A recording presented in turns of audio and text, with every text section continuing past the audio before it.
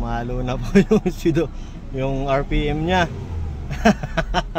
Muntik nang gumasto si sir ng malaki ah. Talaga. Taga-download talaga. I-reply ko to eh.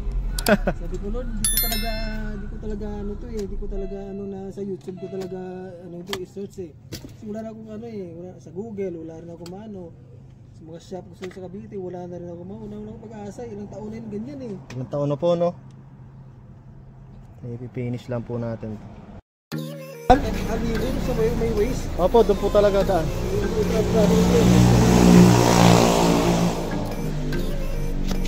Ever since po ayaw nang gumana nito. Ilan buwan na po? Buwan, taon na nga yan. Ay, taon na nga pala. Sorry.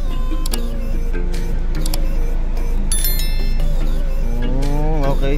Chevrolet Wagon po ito. Matic transmission. Saan nyo napanood to, sir? Ha? Saan nyo napanood?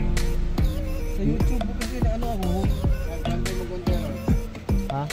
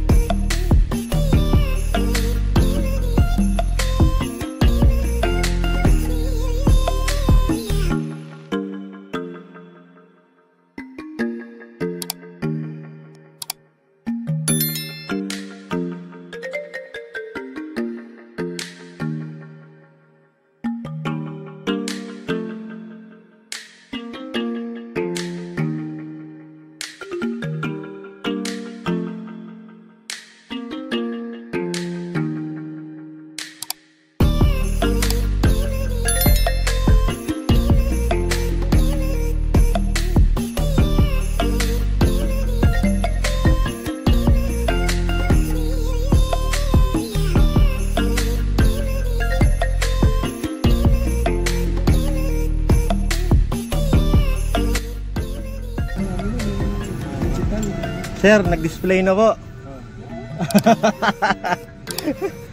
Shoutout po wala sir. Taga Cavite po kayo no? Saan po kayo sa Cavite? Dasma. Shoutout po sir yung shop mo po. Shop nyo. Ano po ba yung shop nyo? Sa Silang. Ano po? Rogerwell Enterprises po yun. Silang. Opo. Tingnan po natin yung pointer nitong RPM kung gagana siya. Iano po natin siya.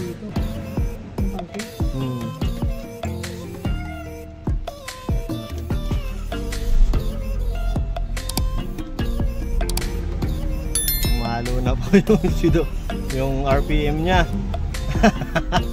Muntik nang gumasto si sir ng malaki ah. Sabi ko Lord, di ko talaga ano to eh. Di ko talaga ano na sa YouTube ko talaga i-search eh. Wala na akong talaga eh. Sa Google, wala na akong maano. Sa mga shop ko sa Cavite, wala na rin ako maano. Wala na akong pag-asa. Ilang taon na yun ganyan eh. Ilang taon na po no? I-finish lang po natin. Yan po, naikabit natin yung mga pointer. On. Gumana na po. Start. Tingnan nyo po yung fuel gauge nila. Tsaka temperature. Full tank na full tank. Sir, nagpa-full tank ba kayo? Full tank kanina eh. Full tank kayo? Sabi ko nga, kalak may floater ang diferensya na ano. Kasi manual na yan. Ayun o. Full tank eh. Manual yung ano. Manual mo na lang. Sabi ng gasoline boy. Sir, baka floater ang ano nyo rito. Ang problema. Start.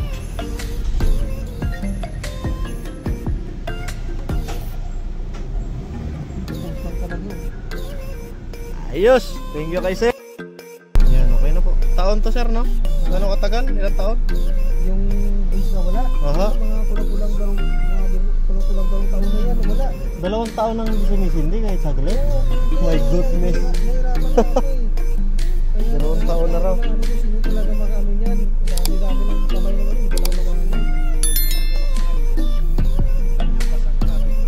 Ayan, basag ba sa set? Eh di sa akin na lang sir, 8,000 lang yung sa akin, gauge ko eh. Eh, nag-ano nga sa sir sa ano, sa tawag ko. Sa simulay na ano, na GC. Nagpahanap ako, nagpa-help ako na ano.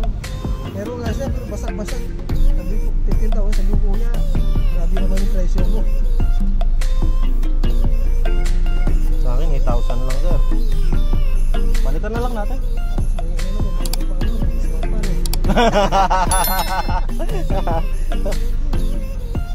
Dapat po sa mga taga-Cavite dyan. Punta po kayo sa Cavite. Imus po pala sila. Nakarap po nandito tayo sa Naik eh. Toyota naman po ginawa natin. Eh kung nag-message po ng maaga si Sir na isabay po natin yung kanya. Kasi kapag umaalis po ako, dala ko po talaga lahat ng gamit ko. Eh kung nag-message po siya, isabay natin. Ito kakapano ang kanya po. Gumana na po lahat. Fuel, temperature, normal yung temperature. Kaso lang napansin ko po sa aircon nyo, nilagyan nyo ng switch, hindi na po naggumagana yung idle control nito. Idle control. Ano lang yun, kapagawa ko lang ng aircon kasi nawala lang ano na. Oo nga po. Ang sira po nito switch. Switch po ang sira nito sir oh. Pansinin nyo po, walang gana oh. Oo nga, alam ko naman eh. Pagbili namin yun, pagbili ko yun, gano'n na talaga. Sakit din po ng mga optar to sir, sakit nito switch. Yung sa ano, Kapag po, pansinin nyo po pag nag-aircon ha, ang laki ng dinadrop niya. Oh, bumabagsak po siya. Hindi na po gumagana yung idle assist nito. Kasi computer pong nagko-control ng idling nito eh.